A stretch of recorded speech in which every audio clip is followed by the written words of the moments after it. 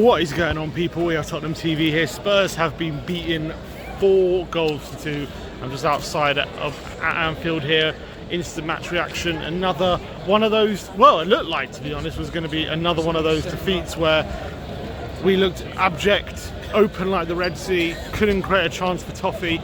It looked like it was going to be a dreadful performance, and it was for about 70 minutes.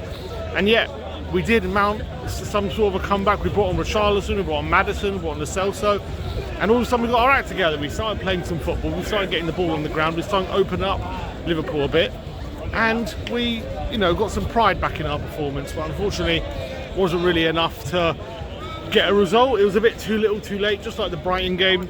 To be honest, it was very, very similar to that game, I would say, where it looked like we were going to basically succumb to what would have been a very, very embarrassing defeat.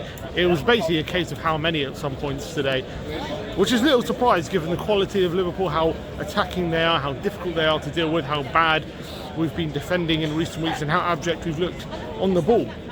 And all those features were there today. The lineup was a surprise. Bentancur, Sarr and Bissouma all starting in the middle. I was wondering where the creativity was going to come from, and there was none essentially.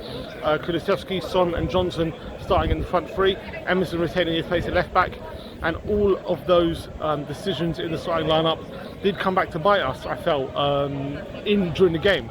I felt like whenever we did win the ball back and we pressed, I think that the idea was to be very, very aggressive, just get three very combative, aggressive midfielders in there, and the idea was press them very intensely, press them quickly, play the ball forward to our front three, and that's how we're going to create our chances. However, whenever we did win the ball in good areas, which happened a few times, there was just no creativity, no cutting edge to open up Liverpool, and the move ended up always getting broken down, or the move ended up going out wide to Kulusevski or Johnson, who were both playing on their wrong side.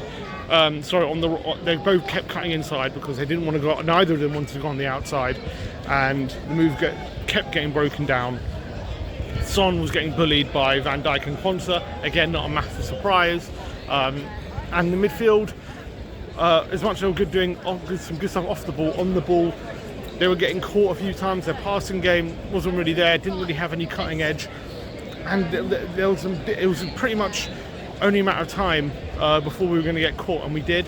They very clearly targeted Emerson Royale at left back. Every time they got the ball, they just shunted it out to Salah, and in the first 15 minutes he could have a hat-trick with the chances he had.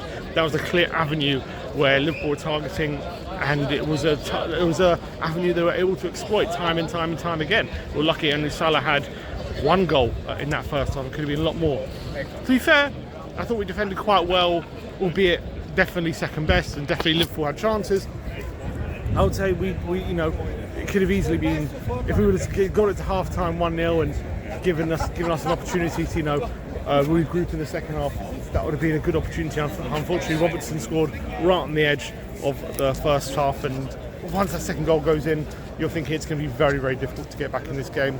No half-time changes, which was a big disappointment, and I think again we started the second half as we finished the first half, lacklustre, on the back foot, no creativity, and unfortunately we got punished for it. Gakpo's header, Harvey Elliott with an absolute howitzer, and it was only a matter of time before those goals were going to go in the way we were playing, and it took till 4-0 for Ange to make his changes, which was very, very frustrating because the game was already gone, and the changes did actually impact the game positively, but it's hard to know if it was positive because Liverpool just stopped playing and it was easy for them to give us the game, or was it genuinely the changes that allowed us to start opening up Liverpool and play some football, because Maddison came on, he all of a sudden started linking up with Son.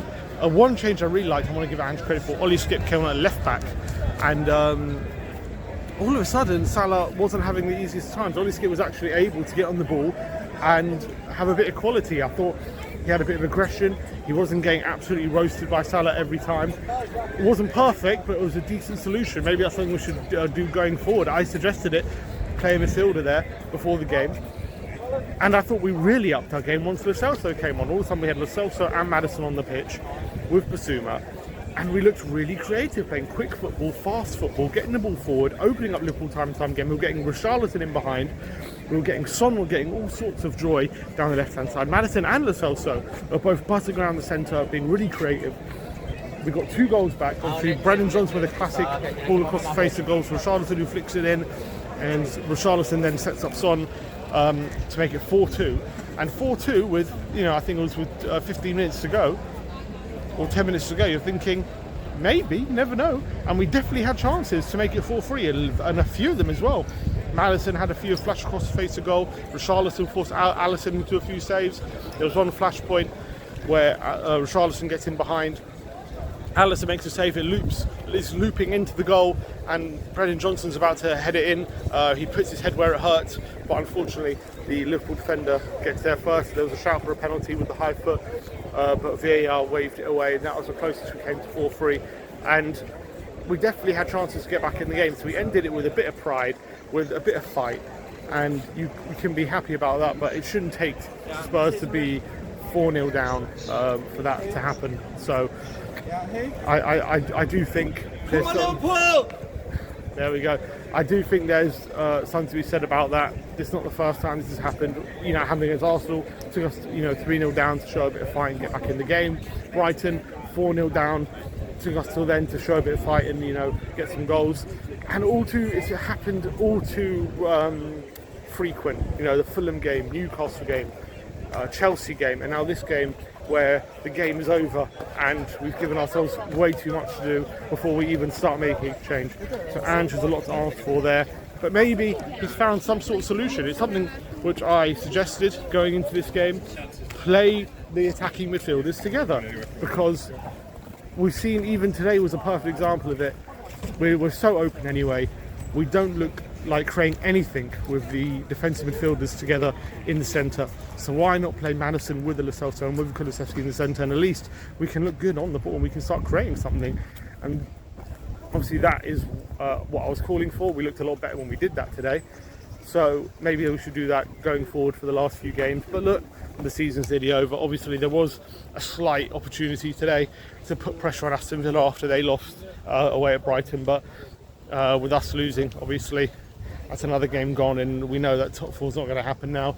So Europa League next season, we just got to make sure we get those 2 wins against Burnley and Sheffield United to make sure Newcastle don't catch us. So that's the one thing we've got to be worried about. But I'm not as angry today as I was maybe in the other games, maybe because we scored some goals in the other games we didn't. Come on, you Spurs.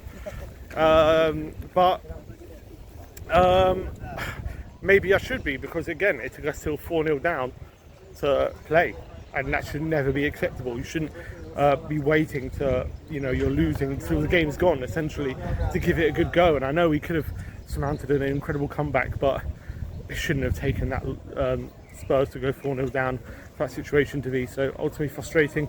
I'll go in it deeper tomorrow with Ben, who's in the studio. So I've got to say on this one, disappointing again to have lost. Not entirely unexpected, to be honest, but at least not unexpected performance. Did score some goals, but was always going to be too much at 4-0 down. We move on. We have Burnley away at home next week, so let's hope we can get a win on the board. It's 4 defeats on the road, so maybe a bit of pressure mounting on Ange. I don't think so. I do think he's going to be in a trouble next season. I don't think there's any worry about that, but does need to start getting some points. He doesn't want to end the season on a row string of defeats. So 4th defeat in a row, not great, but we move. See you all very soon. Like, subscribe, comment, and as always, come on you Spurs.